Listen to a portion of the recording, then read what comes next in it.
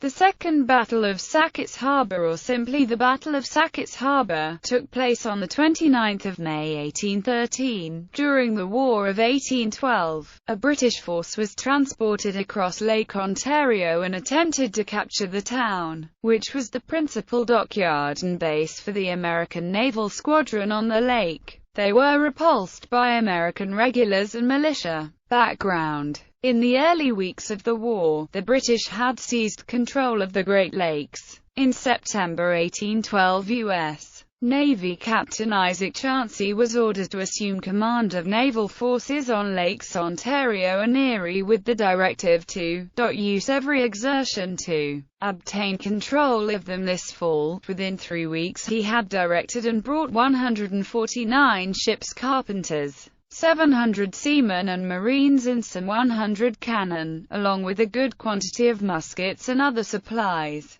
to Sackett's Harbour on Lake Ontario, where there was already a small navy yard. At the start of the campaigning season of 1813, the main American forces on the border between the United States and Canada had been concentrated at Sackett's Harbour. The naval squadron, which Chauncey had created, was superior to the opposing British and Canadian manned squadron at Kingston, and the troops under Major General Henry Dearborn could outnumber the British at any point on their extended front. The Americans had a chance to storm Kingston, which would have eliminated the British squadron and perhaps allowed the Americans to secure almost all of Upper Canada. But Dearborn and Chauncey exaggerated the number of British regulars stationed there. Instead, they proceeded to attack York, the provincial capital of Upper Canada, at the other end of the lake. On the 27th of April, the Americans won the Battle of York, temporarily occupying and looting the town. They then withdrew to Fort Niagara near the mouth of the Niagara River, preparing to attack the British position at Fort George on the opposite side of the river. Late in 1812, Captain James Lucas Yeo had been appointed by the Admiralty to command the British naval force on the Great Lakes. He arrived at Quebec on 5 May 1813, and proceeded up the St. Lawrence River to Kingston with a party of 150 naval officers and sailors. On the way, he overtook and joined the Governor-General of Canada, Lieutenant General Sir George Prevost, who was also proceeding to Kingston. This was Prevost's second visit to Upper Canada in 4 months, as it would probably prove necessary to replace Major General Roger Halesheaf, who had lost the confidence of the Provincial Assembly after his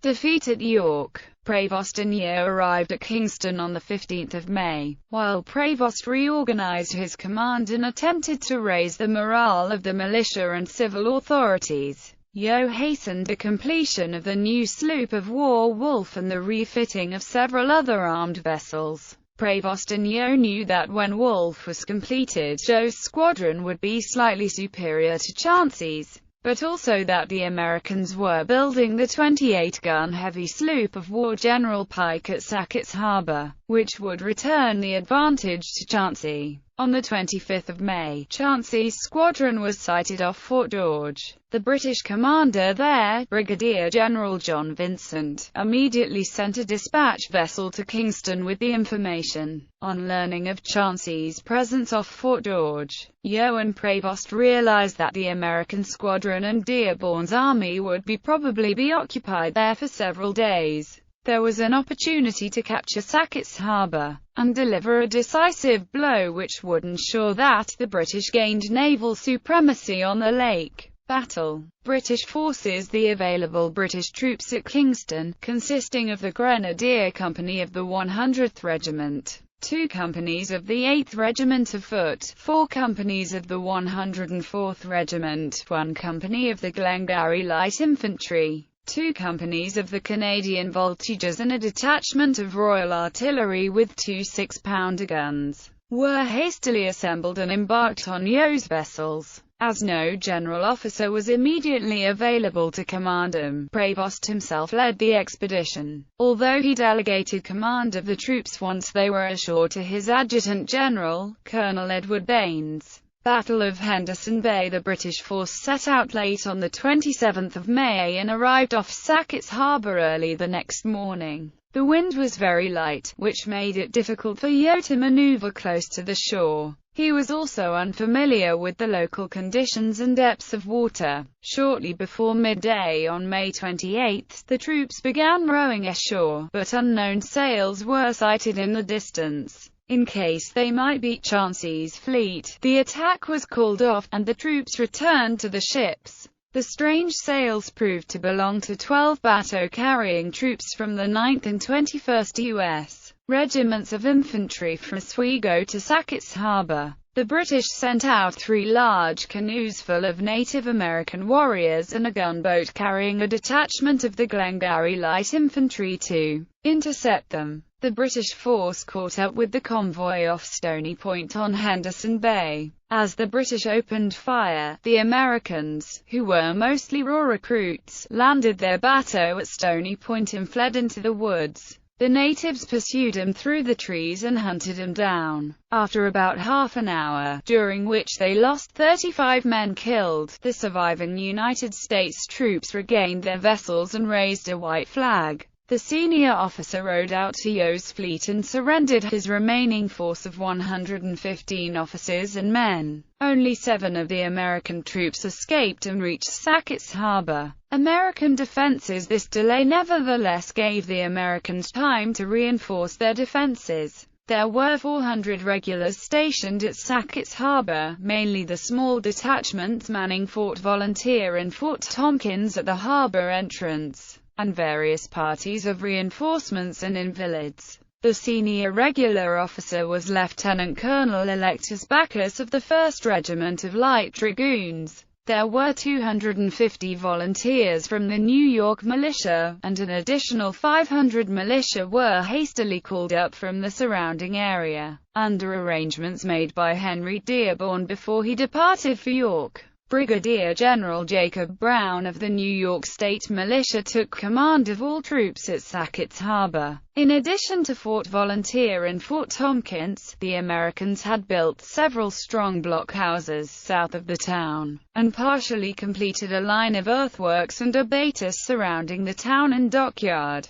These defenses had been planned and laid out the previous year by Lieutenant Colonel Alexander Macomb. Most of the American flotilla was at Fort George with Chauncey, but 2 armed schooners, Fair American and Pert, were anchored in Blackwater Creek, off Sackett's Harbor. The senior naval officer present was Lieutenant Wilcott Chauncey, younger brother of the Commodore. Order of battle. British attack. The next morning, the 29th of May, Prevost resumed the attack. The British troops landed on Horse Island, south of the town, under fire from 2 6-pounder field guns belonging to the militia and a naval 32-pounder firing at long range from Fort Tompkins. They also faced musket fire from the Albany Volunteers defending the island. Although the British lost several men in the boats, they succeeded in landing, and the Volunteers withdrew. Once the landing force was fully assembled, they charged across the flooded causeway linking the island to the shore. Although the British should have been an easy target at this point, the American militia fled, abandoning their guns.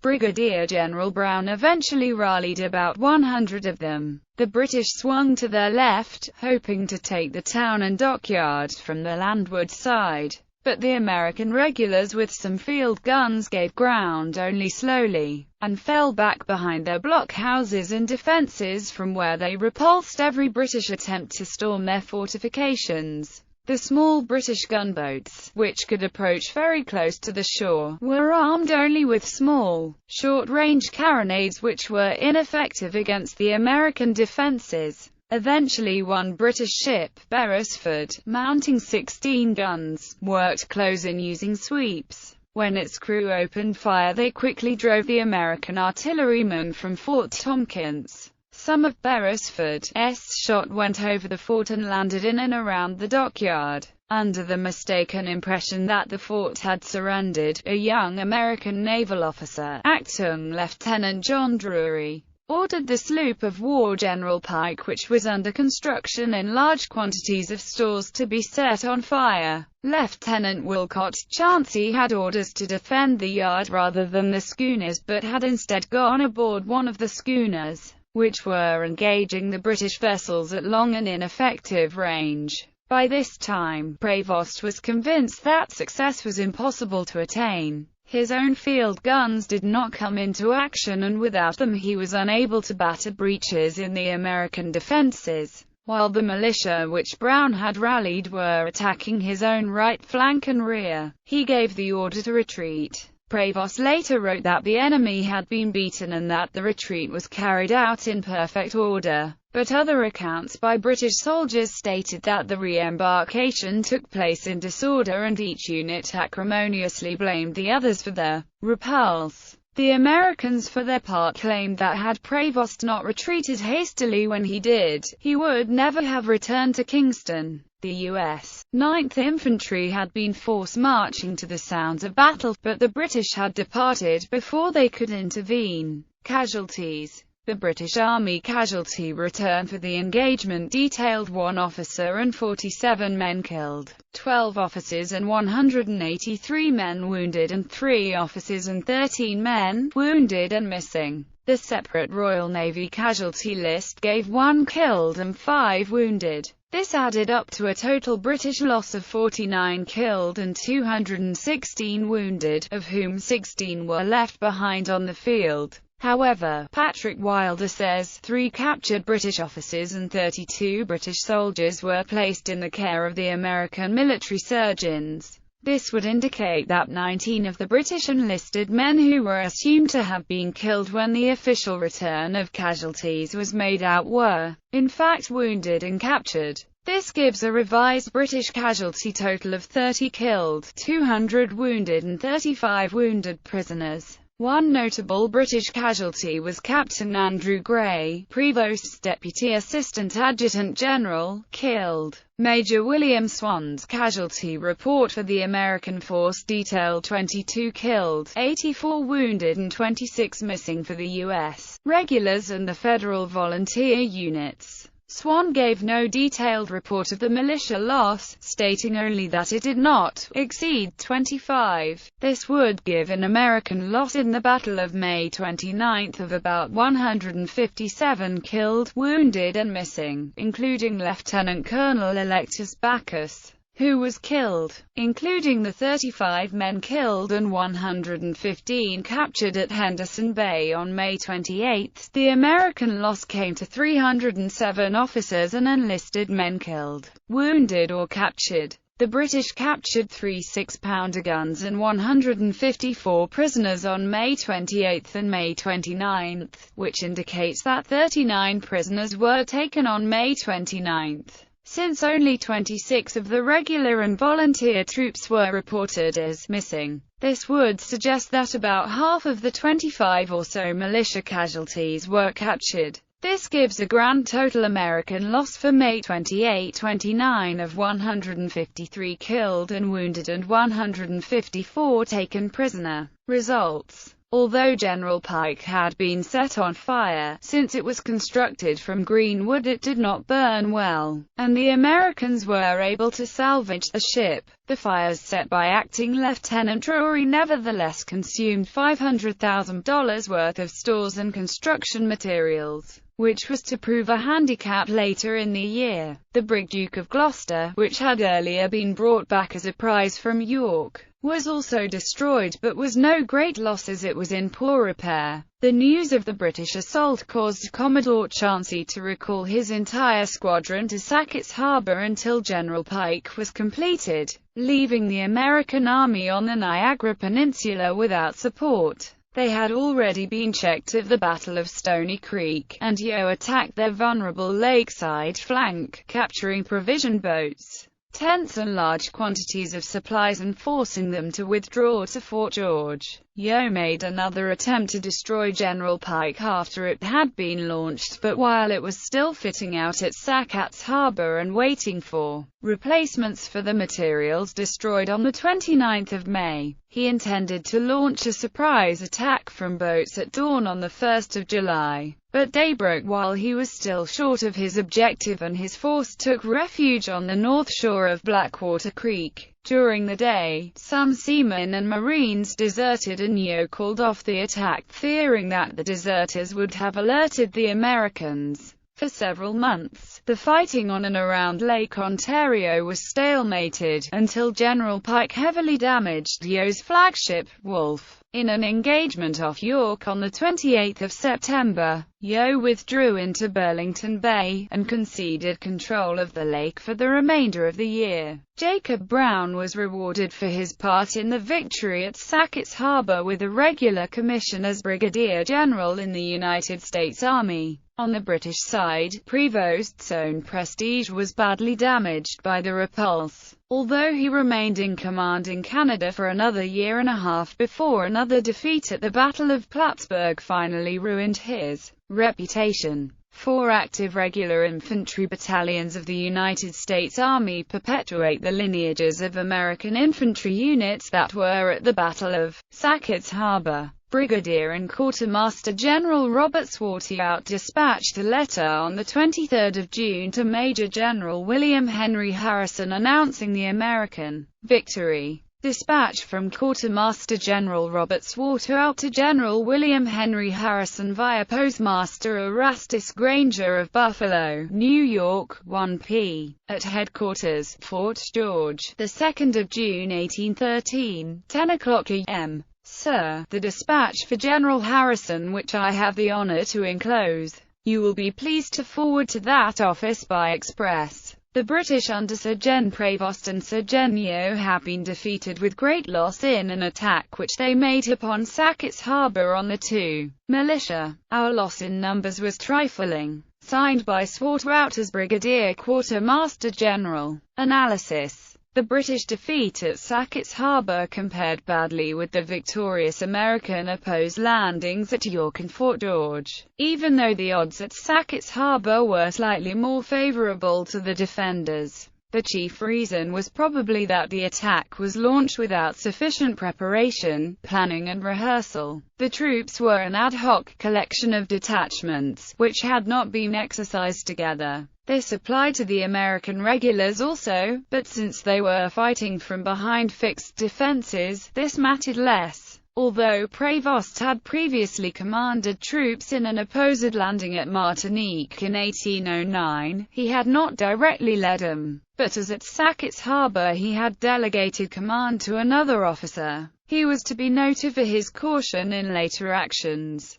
Colonel Baines, to whom Prevost delegated command at Sackett's Harbor, had had little opportunity to lead troops in battle during his career. Yeo had a reputation as a fighting captain gained by leading landing parties, but was new to the command and conditions on the lake, and cautiously kept most of his warships in deep water on 28 May, when he went ashore on 29 May to be close to the fighting. The larger British vessels were apparently left without orders and only Beresford attempted to intervene decisively. Bibliography. Cruikshank, Ernest. The Documentary History of the Campaign upon the Niagara Frontier in the Year 1813. Part 1. January to June, 1813. New York. Arno Press. ISBN 0-405-02838-5. Check date values in. Date equals. Payne, Ralph Delahaye, 1920.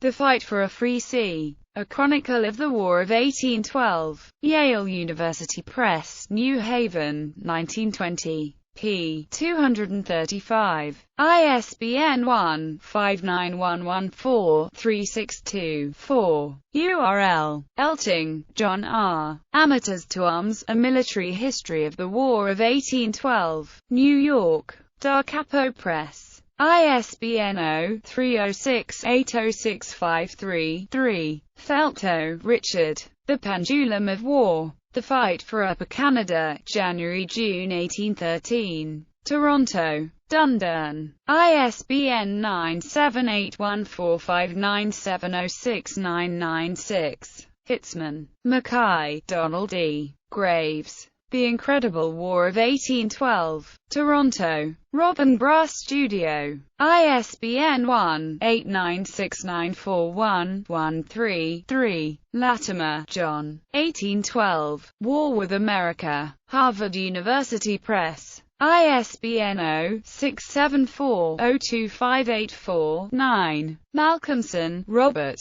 Lords of the Lake: The Naval War on Lake Ontario 1812–1814. Toronto: Robin Brass Studio. ISBN 1-896941087. Morris, J.D. Sword of the Border. Major General Jacob Jennings Brown, 1775–1828. Kent, Ohio: The Kent State University Press. ISBN 0-87338-659-0. Roosevelt, Theodore. The Naval War of 1812. New York: Modern Library. ISBN 0-375-75419-9. Wilder, Patrick A. The Battle of Sackett's Harbor. Baltimore, Maryland. The Nautical and Aviation Company of America. ISBN 1-877-853-27-5. Further reading: Homans, Benjamin. The Military and Naval Magazine of the United States, Volumes 1–2. Thompson and Homans, Washington. p. 393.